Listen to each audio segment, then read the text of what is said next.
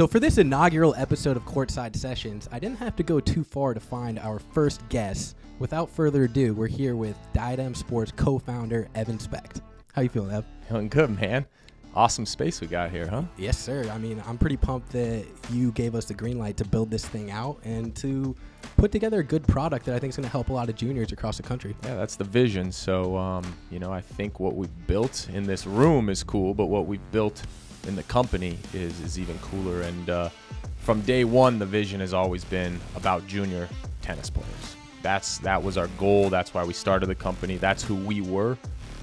Me and one of our co-founders, AJ Bartlett.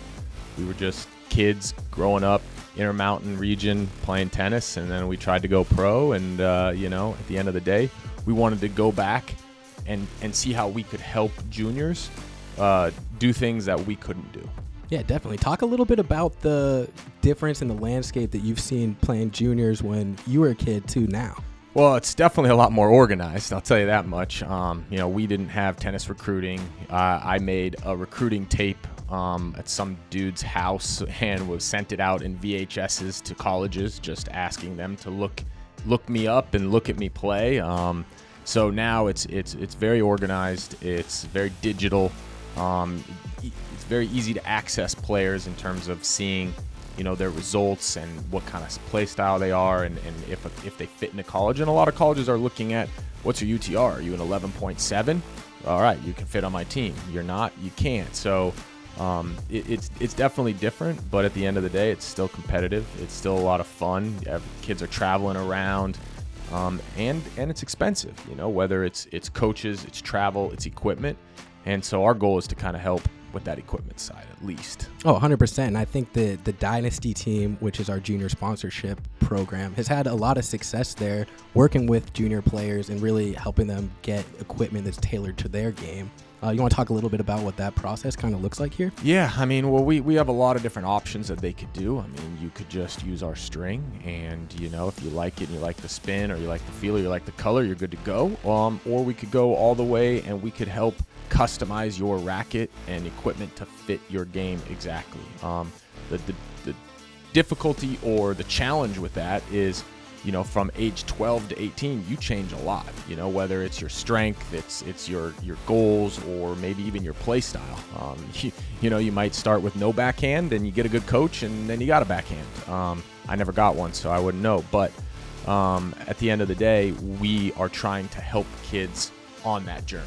And so what we've done with Dustin, our string technician and basically racket customizer guru, and the facility we've built here, we can kind of customize specifically for you, or we could at least put you in the range of what you want. So, I think that if you are looking to kind of maximize your game, then we can do that for you. Yeah, it's been really cool over the last 2 years or so to just see so many players come in, work with Dustin, get custom equipment, and then their game really takes off and moves up to a next level. Yeah, and that's what we hope, and we love seeing those results. We love seeing where a kid sends in, I just won this level 7 for the first time, or I'm going to nationals this year.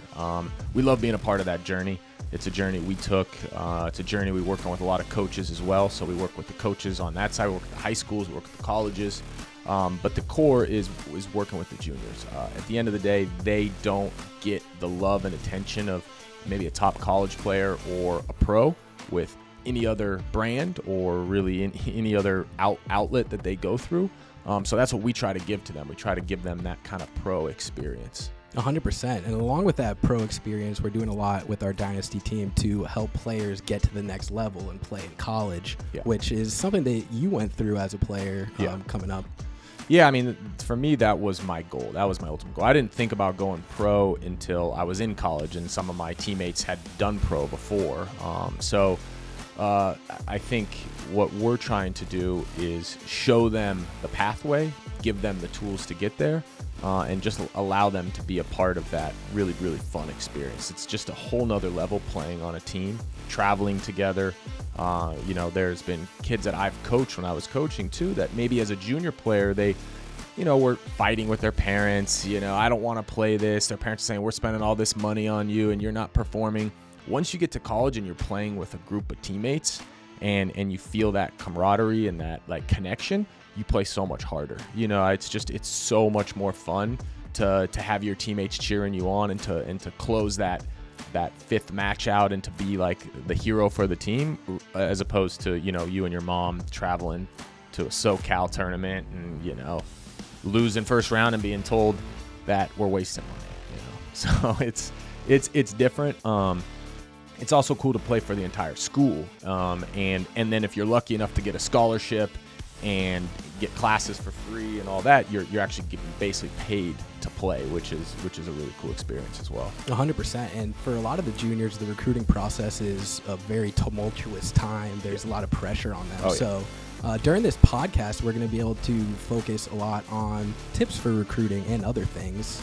So I'd love to hear any thoughts you have on that. Well, yeah, I mean, just to talk about that a little bit too, I mean, what I know that we're going to be doing with this podcast is bringing in a wide range of guests, basically, whether they're somebody that's helping those kids get to college, whether they're a coach, or whether they're just a businessman who used to be a junior player, went to college and had all those like life experiences that they can share with juniors and parents that are listening in.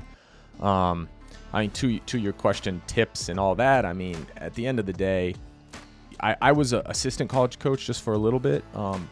But even as a coach now or with the business, all I'm looking for is people that are willing to work hard, willing to fight, willing to give everything they got. So if I'm a coach looking at a junior player, whether they're using Diadem or not, I'll give them the nod if they are using Diadem maybe a little bit. But if they're using another brand too, if they're out there competing hard every single match, every single practice, that's somebody that I would want on my team. So I know, there's a lot of juniors out there that you go ups and downs. Life's crazy as a junior player, I mean, and especially when you're trying to do something like go pro or go to college.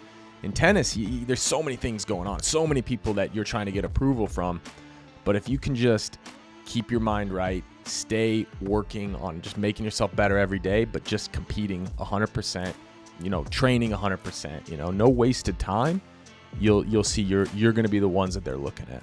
100%. And I'm really excited to connect with more coaches on this podcast, more players that have been through the process, and talk with them about what that's like for them. Another really exciting thing that you have going on in your life is you're a new father. And I think this podcast, Courtside Sessions, is going to have a lot of value for tennis parents as well.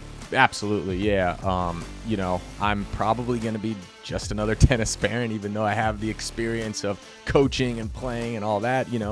Parents, they're hard on the kids.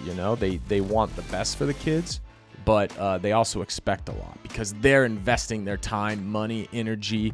And, the kids are going through so much that it's not as black and white or easy as like waking up at 30 years old and going to your job and doing your job. Like you wake up at 15, 14, you've been training all day the day before you got school. You like this girl or you like this boy, it's just, there's so much going on that you're trying to like wrestle with that parents definitely need to understand. It's not that easy.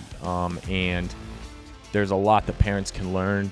Maybe sometimes they got to step back. Maybe sometimes they got to be more involved. Like everybody's different, and then the kids are different. So hopefully in this podcast, we can have different outlooks. There's a lot of, I think guests will have that are parents of junior players, but they're also a coach and they've also been through it, So seeing their outlook and their point of view compared to maybe, just a tennis parent that, maybe didn't play any sports and now they're trying to throw their kids into this crazy sport where at the end of the day, probably the kids that are going to be Novak Djokovic, they're training from 4 years old, like all day, every day, and they don't have a normal childhood. And is that really what you want for your kid? I mean, maybe not. I think the pathway to college, you don't have to do that. And you can kind of grow and learn at your own pace. And maybe at 18, 19 is when it hits you and you start really playing at that high level and you decide I can go pro, and that's okay. Now you can go to college and then go pro. A lot of people do it. A lot of people are very successful at doing it. So